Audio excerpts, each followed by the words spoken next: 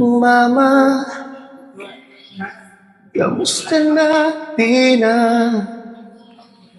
Ayaw laging nakikita.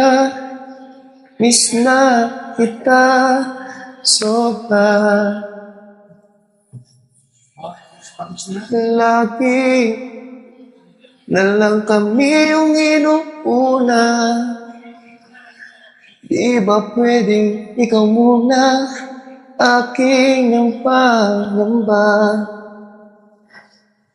Dahil ikaw aking mata sa tuwing mundo'y nag-iibang dahilan ng aking paghinga.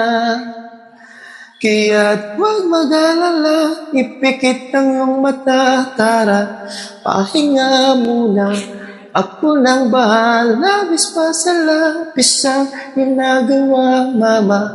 Pahinga muna, ako na, tara, pahinga muna.